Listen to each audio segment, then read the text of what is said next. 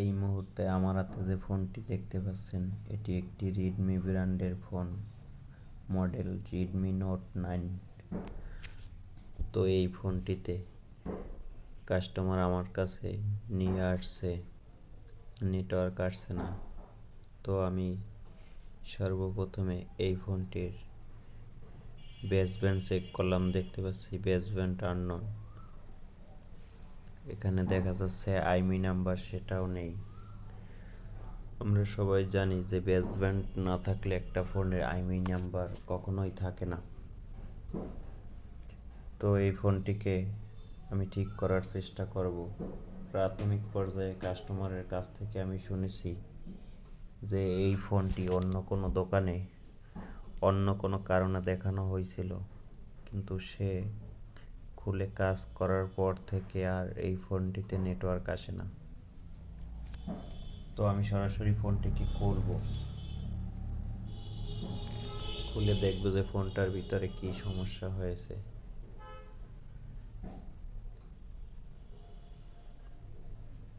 আমি ফোনটিকে খুলে নিচ্ছি, ফোনের স্ক্রুগুলো খুলে নেব।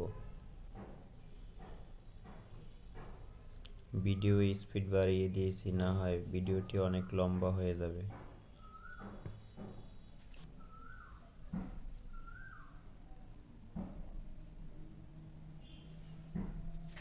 প্রথমেই দেখতে পাচ্ছি এই ফোনটির নেটওয়ার্কের আইসির উপরের যে স্টিল সিনটা থাকে সেটি নাই।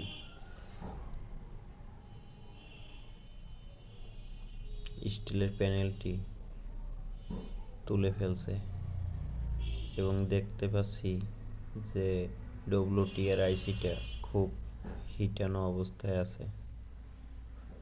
এমনও হতে পারে ওইটাই হিট লেগে নিচ থেকে বল মিলে অ্যাডজাস্ট হয়ে গেছে, তাই বেসব্যান্ড চলে গেছে। তো আমি মাদারবোর্ডের সাথে থাকা এক্সটার্নাল সব কিছুই খুলে নিলাম।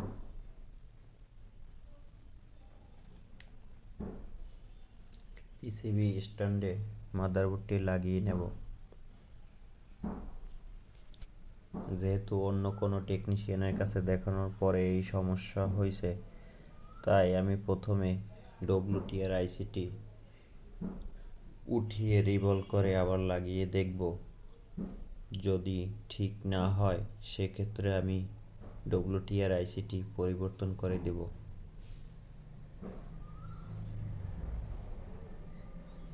তো আমি আইসিটি উঠিয়ে নিচ্ছি।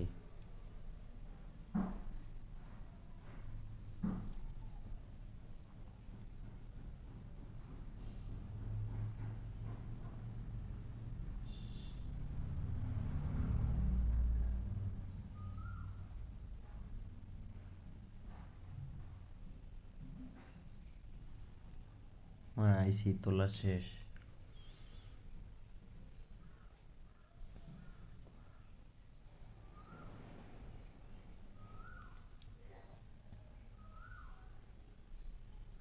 দেখুন, আইসির নিচের যে বিজিএগুলো সেগুলো মিলানো মিলানো দেখা যাচ্ছে।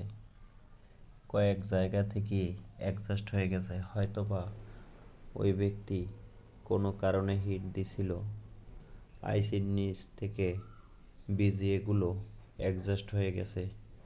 তো আমি মাদারবোর্ডটিকে পরিষ্কার করে নেব, আইসির বলগুলো মুছে নতুন করে রিবল করব।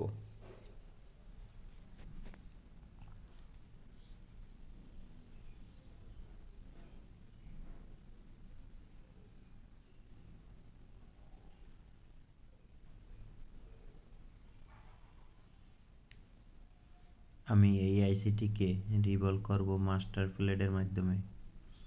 তো আমি প্লেটের সাথে আইসিটি বসিয়ে নিয়েছি।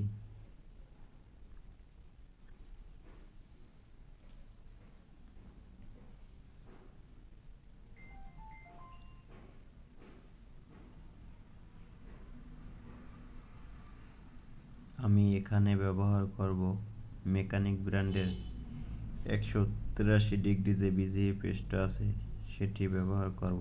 আমি ওই পেস্টটি ব্যবহার করে খুবই মজা পাই, খুব ভালোভাবে বল হয়। আমি পেস্ট লাগিয়ে নিলাম।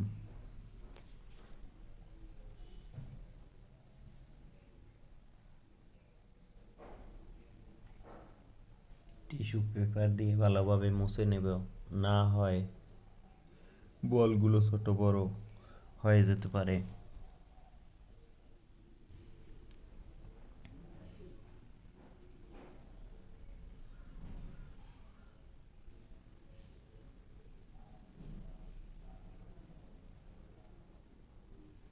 বল করা প্রায় শেষের দিকে।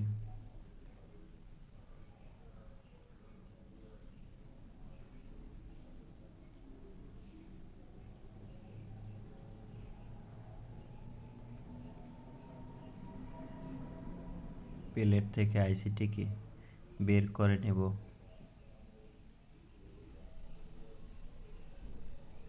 একটু থিনার দিয়ে ব্রাশ দিয়ে পরিষ্কার করে নেব, তাহলে এক্সট্রা কোনো বল লেগে থাকলে পরিষ্কার হয়ে যাবে।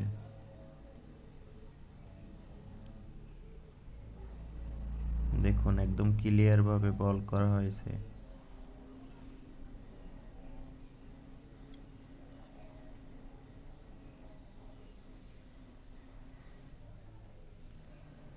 তারপরেও একটু পেস্ট দিয়ে আইসিটিকে হিট দিয়ে দেব, যদি কোনো বল বাঁকা থাকে তাহলে সোজা হয়ে যাবে।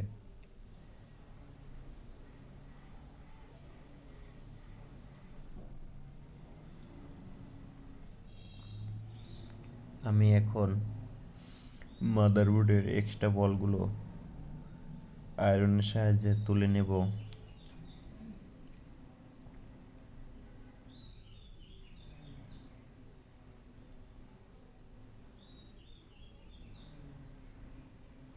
এখানে চাইলে সোল্ডারিং উইক ব্যবহার করা যেতে পারে, তো আমি বেশিরভাগ ক্ষেত্রেই সোল্ডারিং উইক ব্যবহার করি না, আয়রনের সাহায্যেই করে থাকি।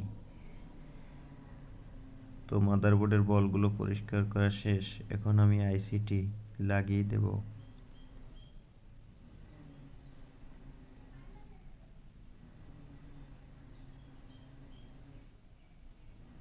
সঠিক জায়গায় বসিয়ে হিট দিয়ে দেব।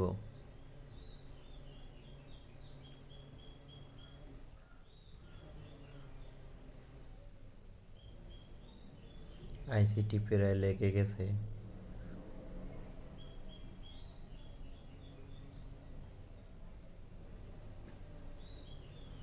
আরও একটু পেস্ট দিয়ে হিট দিয়ে দিলাম।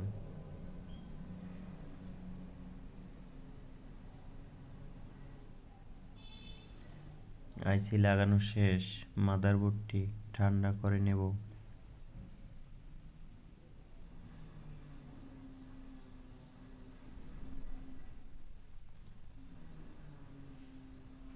থিনার দিয়ে মাদারবোর্ডটিকে ভালোভাবে পরিষ্কার করে নেব। পিসিবি স্ট্যান্ড থেকে খুলে টিস্যু পেপার দিয়ে ভালোভাবে মুছে নেব। এবার কেসিংয়ের সাথে ফিটিং করে ওপেন করে দেখব ফোনের বেসব্যান্ড টাইমি এগুলো আসছে কিনা। যদি আসে তাহলে আমি সিম কার্ড লাগিয়ে চেক করে দেখব, আর যদি না আসে তাহলে আমি ডব্লিউটিআর আইসিটি পরিবর্তন করব।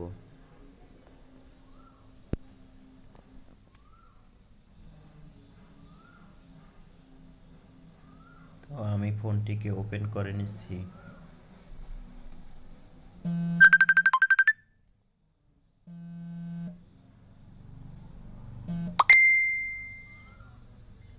ফোনটি ওপেন হচ্ছে।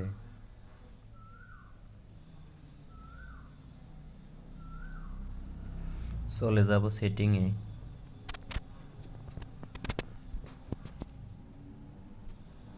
দেখতে পাচ্ছেন ফোনের বেসব্যান্ড চলে আসছে।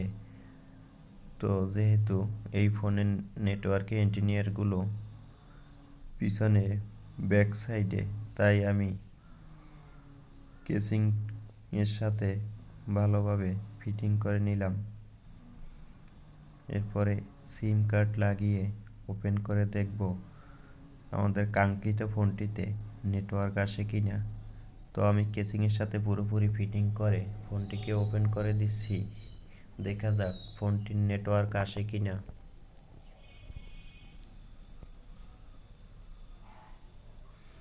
আমি যে সিম কার্ডটি লাগিয়েছি সেটিতে পিন লক দিয়েছিল, তো আমি লকটি খুলে নিয়েছি। দেখতে পাচ্ছি আমাদের ফোনটিতে ফুল নেটওয়ার্ক চলে আসছে।